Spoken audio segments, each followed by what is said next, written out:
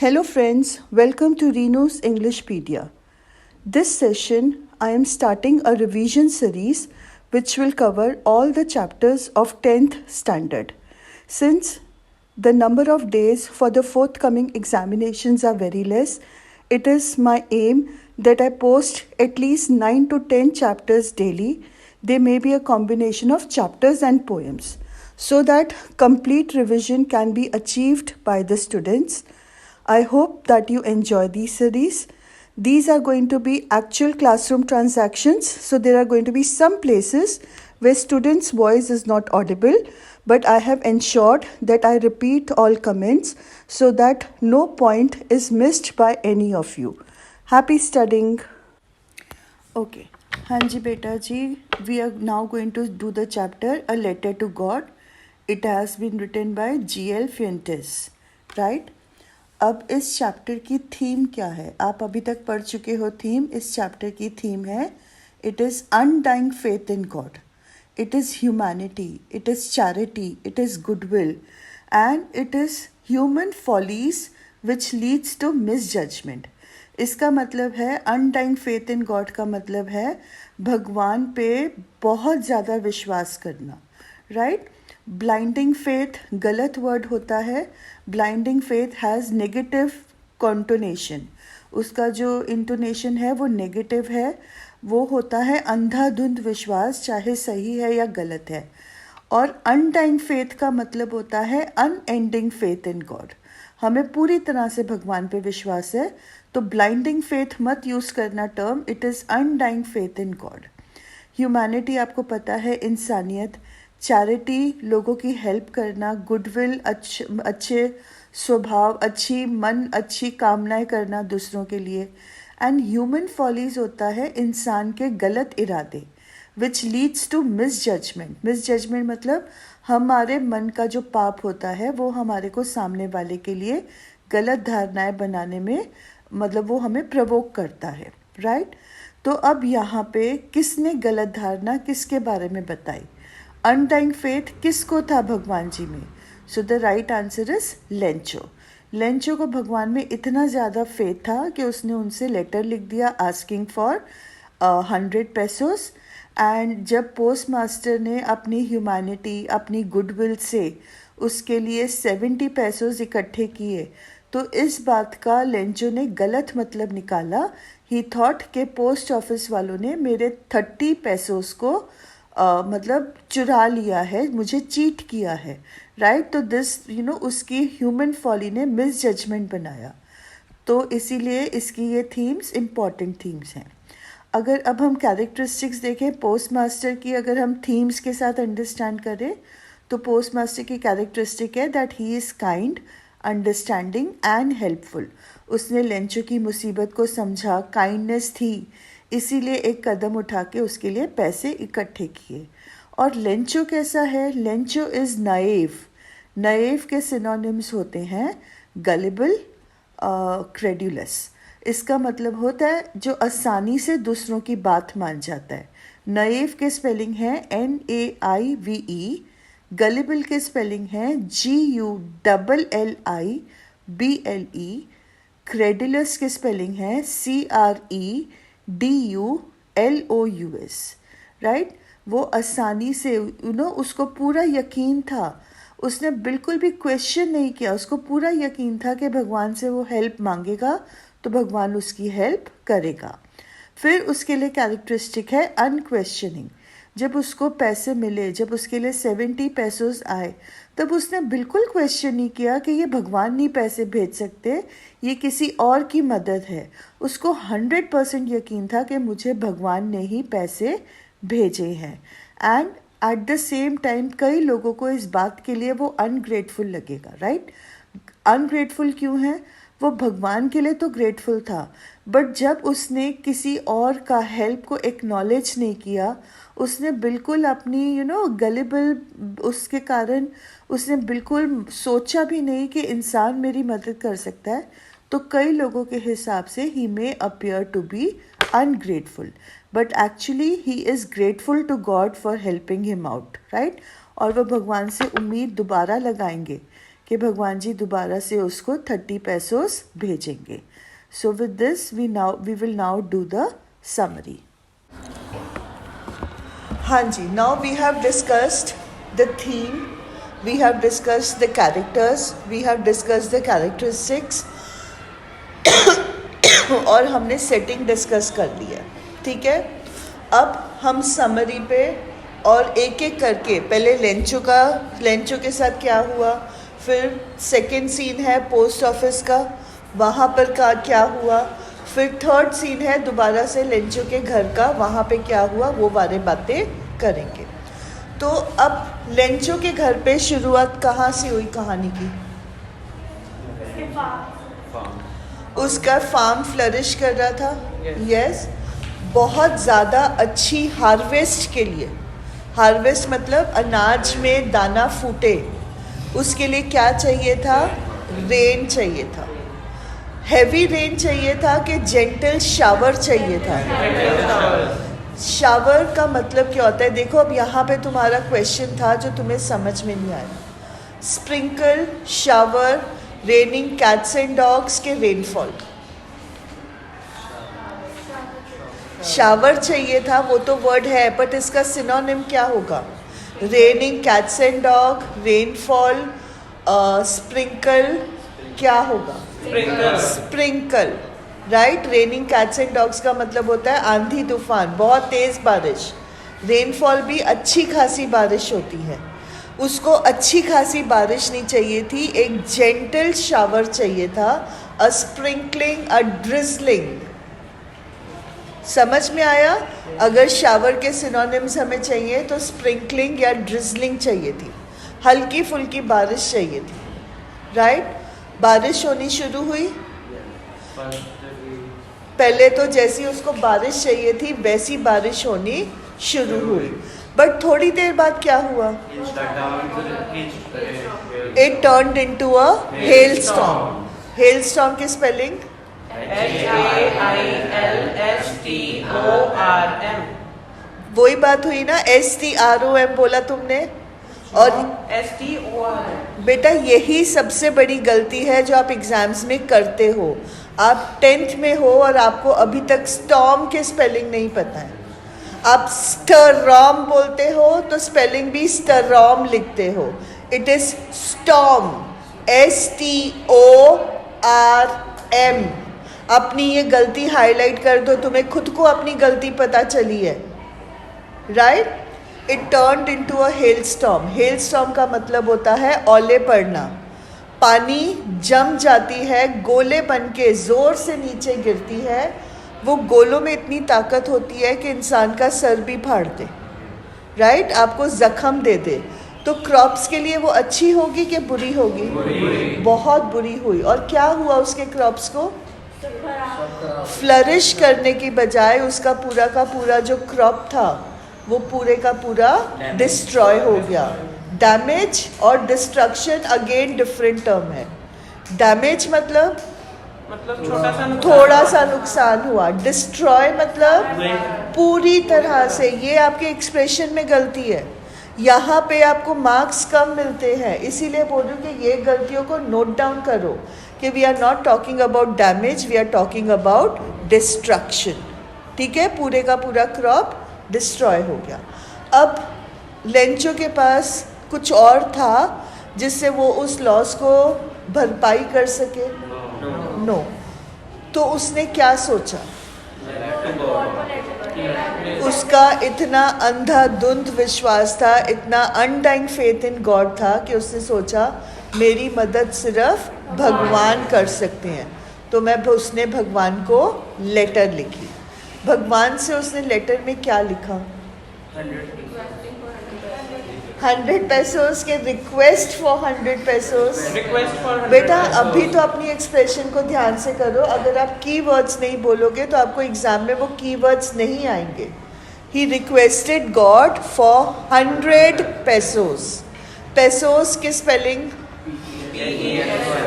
PESOS. Right. He requested for 100 पैसोस. हाँ जी. Not only अपने field को रीग्रो करने के लिए, अपने क्रॉप को रीग्रो करने के लिए, बट अगले साल, अभी ये तो है नहीं कि 1 मिनट में रीग्रो हो जाएगा, महीने लगेंगे, है ना, 5 महीने, 6 महीने, 8 महीने, जो जितना भी टाइम लगता है। अब उस पीरियड में उसका घर का खर्चा कैसे चलेगा? सिर्फ क्रॉप्स रीग्रो नहीं करना था, बल्कि उसकी फैमिली को मेंटेन भी करना था, है ना, फैमिली के खर्चे भी उठाने थे। So for all these things he required 100 pesos। हमें लगता है 100 pesos तो बहुत छोटा अमाउंट है, but according to the times and according to the currency, जिस समय की हम बात कर रहे हैं, उस टाइम पे 100 pesos बहुत बड़ा अमाउंट माना जाता था। अब ये लेटर किसको मिली? पोस्टमास्टर को नहीं मिली, पोस्टमैन को मिली। पोस्टमैन का रिएक्शन क्या था? He was amused, he found it funny, उसको हंसी आई। उसने हंसते हंसते वो लेटर किसको दिया? पोस्टमास्टर को उसने वो लेटर दिया। पोस्टमास्टर का फर्स्ट रिएक्शन क्या था at receiving the letter? He also laughed at first, पहले वो भी हंसा लेटर पढ़ के, बट उसके बाद उसको थोड़ी देर बाद किस बात का एहसास हुआ? कि देखो एक बंदे का भगवान में कितना असीम फेथ है कि उसने भगवान से पैसे ही मांग लिए। उसको इतना यकीन है कि भगवान तक मेरी लेटर जाएगी और उसने भगवान से मदद मांगी है। वो कितनी मुश्किल में है, हम तभी उसको एम्पैथेटिक बोलते हैं ना। उसने उसकी तकलीफ़ को समझा और उस पर एक्ट अपॉन किया। अब उसने क्या किया? उसने लेटर को कूड़े में फेंक दिया, कचरे में फेंक दिया? तो फिर क्या किया? उस लेटर को उसने रिस्पॉन्ड किया। संभालने की बात नहीं हुई है, उसने उसकी प्ली पे रिस्पॉन्ड किया। उसने अपने जितने भी एम्प्लॉयज़ थे पोस्ट ऑफिस में जो काम कर रहे थे, उन सबको क्या बोला? अपनी जितना तुम डोनेट कर सकते हो उतना तुम डोनेट करो। बेटा this is a work of charity, but पैसा देना उसके लिए वर्ब होता है डोनेट करना, चैरिटी करना नहीं, वो होता है डोनेट करना। Donation for what? Donation for charity. तो ये दोनों टर्म्स डिफरेंट हैं, राइट? उसने उनसे डोनेट करने को बोला, कोई फिक्स्ड अमाउंट नहीं थी, जितना जो डोनेट कर सकता है उतना वो डोनेट करे, राइट? उसके अलावा सिर्फ पोस्ट ऑफिस एम्प्लॉय से उसने पैसे मांगे? उसने अपने फ्रेंड ग्रुप को भी अप्रोच किया, जो उसके दोस्त थे उनको भी बोला कि ऐसे ऐसे एक आदमी है जो मुश्किल में है और तुम जितने पैसे दे सकते हो तुम उसको दो, ताकि कि वो उसका काम बन जाए। उसके बाद उसने सिर्फ लोगों से पैसे मांगे कि खुद भी कुछ किया? उसने अपनी सैलरी का एक पार्ट भी उस कंट्रीब्यूशन में डाला, राइट? अल्टीमेटली उसने कितने पैसे इकट्ठे कर लिए? 75? 70। सरबजीत, नॉट दिस टाइम बेटे, अब इन फैक्ट्स को आपको बिल्कुल याद होना चाहिए। He was able to collect 70 pesos। उसने 70 pesos इकट्ठे किए। उसकी सोच क्या थी? जब उसने 70 pesos इकट्ठे किए, 100 pesos नहीं कर पाया, तो इस बात को लेके उसको क्या लगा? लेंचो गुस्से होगा कि ग्रेटफुल होगा? राइट? क्यों ग्रेटफुल होना चाहिए था? बेटा देखो यहाँ पे एनालिसिस करने की ज़रूरत है। पोस्टमास्टर नाइव है? नो। उसको पता है भगवान नहीं आएंगे पैसे देने के लिए, राइट? तो उसके हिसाब से अगर किसी बंदे को मतलब पैसे ऐसे लेटर के थ्रू मिलते हैं तो वो बंदे को समझना चाहिए कि भगवान ने नहीं, इंसानों ने भिजवाए हैं, और इसके लिए उस सामने वाले को ग्रेटफुल होना चाहिए, राइट? उसने सोचा था कि लेंचो ग्रेटफुल होगा eight having received the money. उसको तो ये पता ही नहीं था कि लेंचो को पता ही नहीं होएगा, वो सोचेगा भी नहीं कि पोस्ट ऑफिस एम्प्लॉयज़ ने भेजा है। लेंचो ने तो यही सोचा कि भगवान ने भेजा है, और भगवान के लिए वो ग्रेटफुल था, बट उसको कोई शक नहीं था, राइट? तो पोस्ट मास्टर को लगा था, मेरे को लगता है तुम यहाँ पे थोड़ा कंफ्यूज हुए हो, पोस्ट मास्टर एक्सपेक्ट कर रहा था लेंचो से कि वो पैसों को मिलने पर ग्रेटफुल होगा, है ना? भगवान ने तो एक भी पैसा नहीं भेजना था, बट पोस्ट ऑफिस वालों ने 70 पैसों इकट्ठे करके भेजे थे, तो उनके हिसाब से Lencho should have felt grateful, but reality क्या थी? Lencho was grateful, but at the same time he was angry at the post office employees. Grateful भगवान के लिए था कि आपने मुझे पैसे भेजे, but आप गलती नहीं कर सकते, भगवान गलती नहीं कर सकता। भगवान से मैंने 100 पैसों मांगे थे, तो भगवान ने तो 100 पैसों ही भेजे थे, बट मेरे पास कितने आए हैं? 70। तो 30 पैसों कहाँ गए? पोस्ट ऑफिस एम्प्लॉयज ने चुरा लिए, राइट? उसको भगवान पे शक नहीं था, उसको शक किस पे था? पोस्ट ऑफिस एम्प्लॉयज पे, राइट? हम इसीलिए बोलते हैं मिस जजमेंट, कि उसने इंसानों को मिस जज किया, उसको लगा इंसानों में इंसानियत नहीं है, राइट? गुस्से आने पे उसने चुपचाप से सहन कर लिया, उसने गुस्से आने पे सब कुछ चुपचाप से सहन कर लिया। आस्था उसने सहन किया? नहीं। तो क्या किया उसने? उसने दोबारा गॉड को एक लेटर लिखी, और उस लेटर में क्या लिखा? He said the post office employees are a bunch of crooks. CROOKS. He said the post office employees are a bunch of crooks. और अगली बार जो रिमेनिंग के 30 पैसों हैं वो कैसे मिलेंगे? Not through mail directly. Yes, he asked God कि अब मुझे पोस्ट ऑफिस मेल के थ्रू पैसे मत भेजना, अब मुझे डायरेक्टली भेजना। क्यों? क्योंकि ये लोग क्रुक्स हैं, इन्होंने मेरे पैसे निकाल लिए, राइट? तो अब इससे रिलेटेड आपका क्वेश्चन आता है, एग्जाम्स में कॉम्पिटेंसी बेस्ड क्वेश्चन आएगा इसी पॉइंट पे कि जो लेंचो ने किया वो सही किया। क्या पोस्ट मास्टर एक्चुअल में क्रुक था? अगर पोस्ट मास्टर क्रुक नहीं था तो जब उसने लेंचो की ये सेकेंड लेटर पढ़ी तो उसकी क्या फीलिंग्स होंगी? What would he have had, मतलब उसकी क्या फीलिंग्स होंगी? What feelings would he have had? Anger? Anger से ज़्यादा क्या होगा? बेटा देखो, हम अपनी सोच के हिसाब से सोच रहे हैं कि उसको गुस्सा आएगा, बट आप खुश क्यों होगा? उसको चोर बोला गया, वो खुश होएगा? He will be disappointed. आप सोचो, खुश और एंगर के बीच में और कोई इमोशन नहीं है। He will be disappointed, right?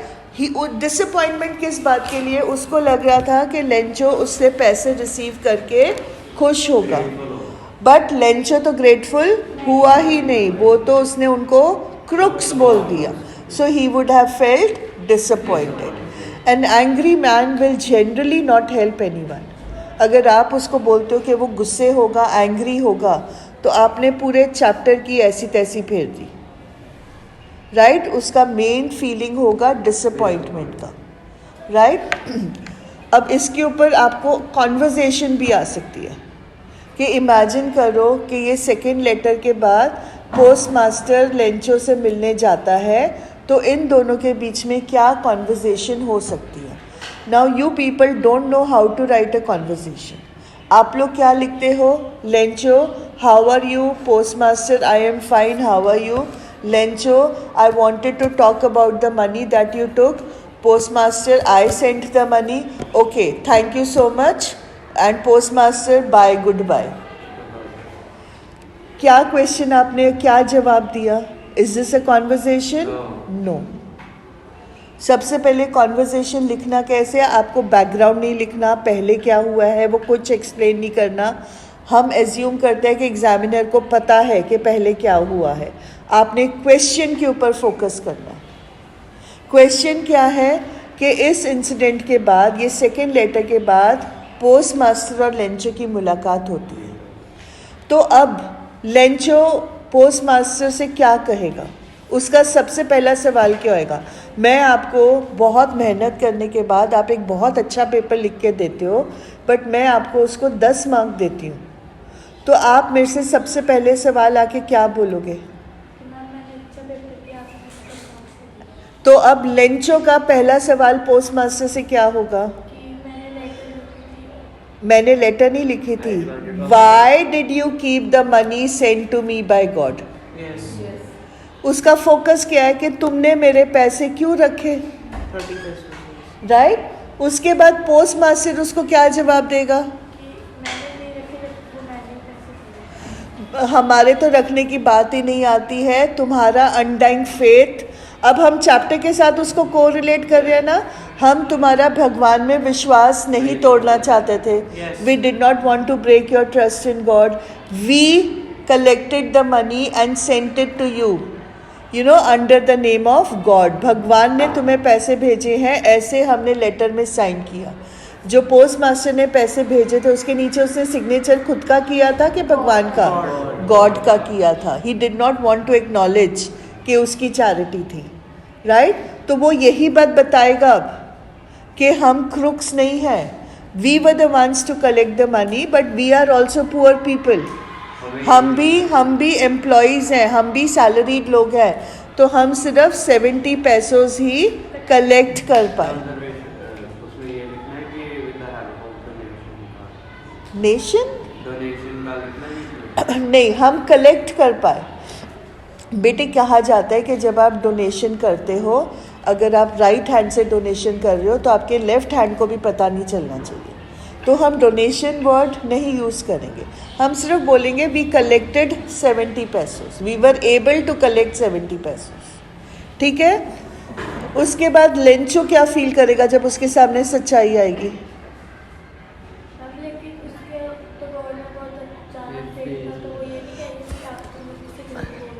बेटे, it could be a reaction, but अगर आप ये रिएक्शन के साथ जाते हो तो चैप्टर, जब भी आपको सीबीएसई एक चैप्टर देता है तो इस थॉट प्रोसेस के साथ देता है कि आप ये चैप्टर पढ़ने के बाद एक लाइफ लेसन सीखोगे. यहाँ पे लाइफ लेसन क्या सीखना है? ह्यूमैनिटी एग्जिस्ट करती है. अगर आप इसके आगे आर्ग्यूमेंट डाल देते हो तो आपका जो कन्वर्जेशन है वो कन्वर्जेशन रहेगा कि लड़ाई में एंड करेगा. और आप लड़ाई को प्रोपोगेट कर रहे हो, आप लड़ाई को प्रमोट कर रहे हो कि अंडरस्टैंडिंग प्रमोट कर रहे हो? अंडरस्टैंडिंग. आप ये सोचो ना कि मैं जो आंसर लिखूंगा उससे मेरी सोच बाहर आ रही है. आपको अपनी सोच बाहर नहीं लानी है, आपने ये चैप्टर से क्या सीखा वो सोच बाहर लेकर आनी है. ये चैप्टर आपको सिखाता है इंसानियत पे यकीन रखना, राइट? लेंचो सॉरी फील करेगा कि उसने उनको क्रुक्स माना. बोलेगा I had such a deep belief in God that I never thought that humans could also be helpful. I am deeply grateful to you for your help, right? I asked God for 30 pesos. अब यहाँ पे dual हो सकता है. I asked God for 30 pesos because I need it for my and my family's survival. But knowing that you sent me the money, मुझे 100 पैसोस चाहिए थे, 70 पैसोस मिले. 30 पैसोस ना मिलने पे मुझे बहुत मुश्किल हो जाएगा मेरी फैमिली का और ख़ुद का सर्वाइवल के लिए. बट ये जानते हुए कि अपनी जेब काट के मुझे 70 पैसोस दिए हैं, you have cut your pockets to give me 70 pesos. I will try and live and complete my work in this 70 pesos, right? उसके बाद पोस्ट मास्टर बोल सकता है may be not this month but we'll try and collect 30 more pesos for you in the next month. समझ में आ रहा है आपको?